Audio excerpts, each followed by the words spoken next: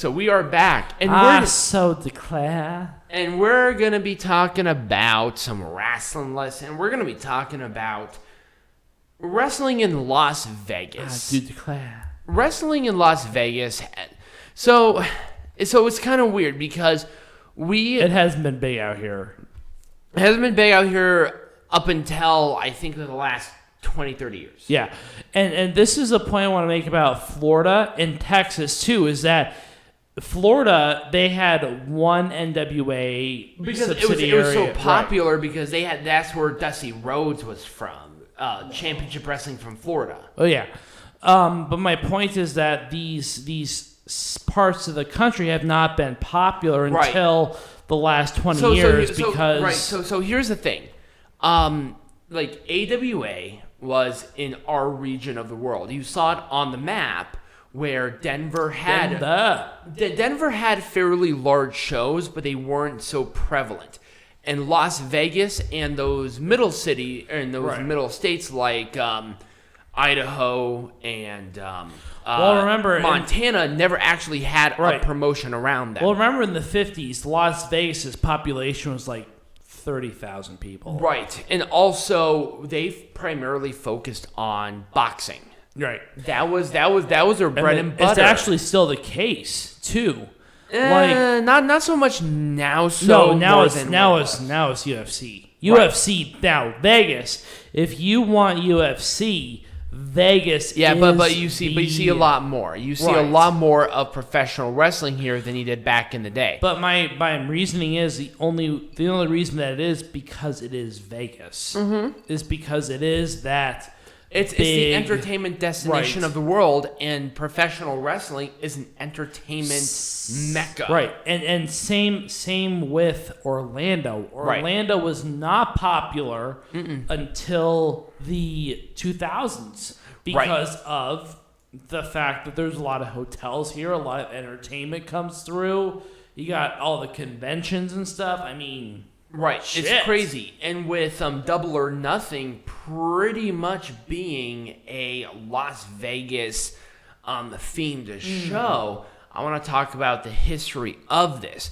And honestly, the best place to talk about it are the venues that actually hosted most professional wrestling. Ooh.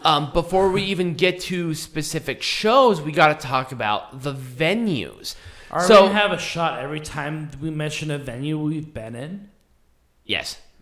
No, that'd be a very poor idea in a lot of ways. Because I'm sure we've been in half of these. Probably. Let's talk about... where is it? There it is. Let's talk about Sam's Town. So, the legend has it... Sam's Town is my favorite. Right. So, the legend has it. It has not been confirmed, and I tried to look for it, that the original owner of Sam's Town was a big professional wrestling fan and went to the WWA shows down in Los Angeles, and he tried to actually get shows from the WWA to Sam's Town, but it just never happened. I think it was actually because of distance, and also at that time, like what Peanut Gallery said before, there was only like 50,000 fans when Sam's Town was built. Sam's Town is a very old casino. It is. It has been around for at least 80 years. If you do not see over 3 different locations. If you do not see a show at Sam's Town, you're missing out. I mean, that is bar none the best. Peanut Gallery and I have personally gone to Sam's Town for wrestling. Yeah, multiple occasions. We went to Impact, we went to everything, we went to TGI, and we had the knockouts looking at Goldie. We sat next to the producers and some of the wrestlers. I mean, you're missing out if you're not going to Sam's Absolutely. So Sam's Town has been host to a couple of different shows. Impact Wrestling, Ring of Honor. Actually, Ring of Honor has held the last 5 Ring of Honor anniversary shows in Sam's Town. Before the pandemic. But it wasn't their only ones. There was one other that was not at Sam's Town that they actually hosted. Oh, really? Yes. Actually, it was the second biggest one. It's the Orleans. Ooh, I love the Orleans too. Yes, the Orleans actually host quite a bit of wrestling. And actually, the Orleans have held quite a few of our local promotion, which I will discuss quite a bit here in a minute. But I want to go back to... Also, because we're Freemasons have their conventions at the Orleans. Yes, we actually have quite a bit, Actually, fun fact, that's because the original owner of the Orleans was Mason. Ah? Mm-hmm, yep. So a lot of history at the Orleans and Samstown. And also the Death Before Dishonor shows from Ring of Honor were at the Orleans. Actually, a lot of those were there. And before there was Ring of Honor or NJPW Strong, a lot of the mega shows that had New Japan before they had a couple of other venues were hosted either at the Orleans or at Samstown. Ooh. Yes. They were never at the big casinos, and we will talk about why here in a minute. Yes. But Samstown has held a couple of other ones, but I want to talk about a local promotion. But are we talking about FSW, the Future Stars of Wrestling? Chris B. Yes, so the Future Stars of Wrestling is here. It is a wrestling school and a promotion. Although it was founded relatively recently. Yes. In, I think... 2004? Yeah, 2004. So if you watch any of the larger shows like Impact Wrestling or anything, any of the extras are from Future Stars of Wrestling. There have been a lot of... They also do pro wrestling seminars, actually, through the Future Stars of Wrestling. They've had Kevin Nash do a seminar. They've had Jake the Snake Roberts do a seminar. They've had a couple of others. But we have a couple of rookies that actually went through them. So we've had John Hennigan, when he was released by WWE, he went through FSW. Chris Bay, he went through FSW. Ken Shamrock, when he was training to come back, went through FSW. We've seen Keith Lee go through it, Karrion Kross go through it, Scarlett Bordeaux go through it. Let's just say one of our friends actually works out at the same gym that Karrion Kross works out at. Right. Because he lives here. We got a lot of wrestlers that obviously live in Las Vegas.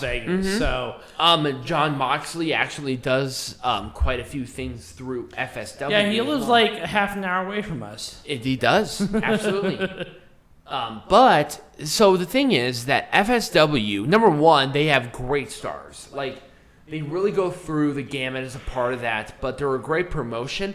And if you are definitely thinking about going through and becoming a professional wrestler... we should actually do a little mini seminar on our own. That'd be cool as shit. That'd be awesome. Hey, FSW, if you're thinking about it, hey, contact us. We'll be more than happy. We'll do a webinar for you.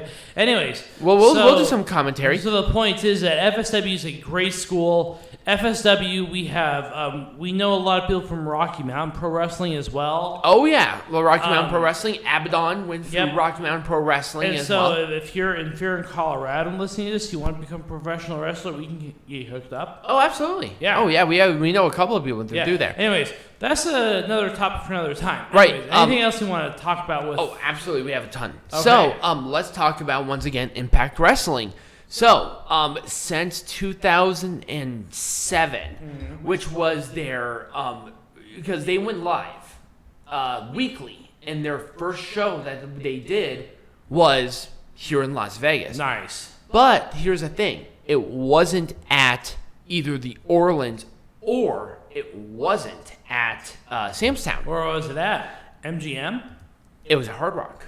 Really? It was at Hard Rock, which actually is, once again, another fairly popular wrestling venue, even though... Not anymore. Nope. Hard Rock is actually being replaced, I think, by Virgin. Yep. They're replaced. Oh, yeah. So Impact Wrestling comes here, and they've been coming here consistently since that episode. at least once or twice a year. Yep. And they've actually announced that they're not going to be changing that. Once they go back on tour, one of their first places is actually going to be here in Las Vegas. Nice. So we will see them coming back, which I'm very excited about. I will buy tickets, and then we are also buying tickets for, let's talk about SummerSlam, possibly. Yes, at Allegiant. Yes. So Allegiant's going to be our big venue as a part of general admission. Obviously, the big wrestling like SummerSlam, WrestleMania. Yeah, the Las Vegas Raiders play there. It's a football stadium. Right. Let's talk about MGM Grand.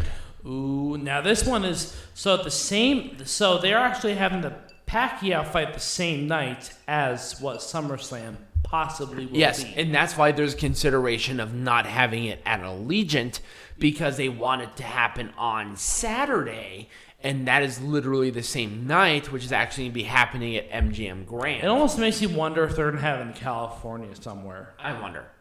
I really do. So anyway, let's talk about MGM Grand, because MGM Grand has a big history. Amazing.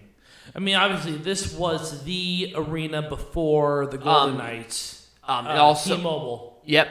Double or Nothing was held here. We were there. Yes, we were. We were at Double or Nothing 2019. We had tickets for 2020 because we were living here at that time. But obviously... Then they got canceled in 2021, and then they got canceled again because they were in Jacksonville. Right. Right, exactly. But there was actually quite a bit of history. So, AWA worked with the... NWA entire body to actually promote and run a show here, which was actually, I think, called Championship Wrestling from AWA. Mm-hmm. They did tapings out of MGM Grand. So I think it was for like a year and a half that they did regular tapings at MGM Grand, and obviously it did not work because they were canceled in the late 80s. But that was where that was. Let's talk about T-Mobile Arena, which is our fun little place for WWE, because they basically... WWE events happen there quite often. Yep.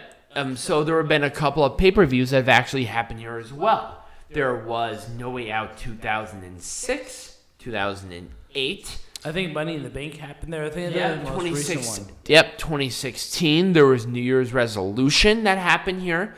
And they generally do it themed as a part of Raw and SmackDown for Las Vegas, because they always like doing that. Right. But there's one pay-per-view that I really want to specifically look at as a part of WWE shows, because it is the most unique venture that they've ever done. Okay. WrestleMania 9. Nice. So, why I want to the parking lot of Caesar's Palace back in the 90s. That parking lot, by the way, does not exist anymore. It does not. I think actually is occupied by... It's actually another hotel tower now. Yeah, it is. It actually doesn't exist of what it is. So yes, WrestleMania 9, because McMahon wanted to do a Roman-based WrestleMania, but MGM Grand would only do a certain thing. I think there was another certain convention that was going on at the time. Yep. Or, if I'm not mistaken, they just did not have the venue space at that time either. It was one of the two. I can't get a straight story. So what they did was that they were like, okay, we'll do this in the parking lot. So they could technically claim that they were at Caesar's Palace without being at Caesar's Palace. Right. Obviously, the entire WrestleMania was the strangest WrestleMania, I think, to date. And if I'm not mistaken, according to some, one of the worst WrestleManias. But we've had a WrestleMania here. Obviously, that was very early. And would not be mistaken, and it was considered at one point in time for a WrestleMania to be hosted at Allegiant. Well, let's wait a few more years for that one, though. Now, obviously, with the pandemic, I feel like there was some issues, And I'm very happy, actually, they went back to Florida for the one because they were definitely robbed. Yeah. And I know that they do it a couple of years ahead of time for WrestleManias. So what they're doing is fine. Yeah. I'm not mad about it. Give it to Dallas. Give it to Dallas to get Undertaker in, and LA obviously was screwed once again out of one because they needed to give it to Florida. Give it a few more years. You know what? We'll be fine. Oh, absolutely. Yeah. We got plenty of opportunities. Right, Vegas absolutely. is a great. It is not a wrestling city. It is. So here's my thing. Wrestling in Las Vegas definitely does not have the gigantic history that St. Louis or Memphis or New York has, or Chicago. But as of right now, people want wrestling here, and they do, and I'm very happy to see it. And obviously, living here, there is a special place in my heart, and definitely will be doing a live show about it. It is a huge. It's not a wrestling city. It's an entertainment city that wrestling wants to be a part of, and I encourage wrestling to be a part of that here's my thing. It is well deserved. Yes, even though that this city is not a mecca yet, it will be. Oh yeah, it absolutely will be. Yep. Also with WCW, I didn't even mention this up until the ending, but WCW held one kind of event here its entire lifetime. Wow. Halloween Havoc, the last 5 years. Mm-hmm. They held it in MGM Grand. There were zero other pay-per-views. Mick, you're talking about the fucking CGI bullshit? Yep. Mick! The CGI. Or not CGI, the stupid Oh, you're talking about the inflatable gargoyle. Yes, the bullshit. Peanut Galleries is so pissed off. I'm I'm gonna have that, and we're gonna have that in this house. They're not. Anyways, when we come back, we are going to make AEW, and we are going to make professional wrestling majestic yet again. Yeah.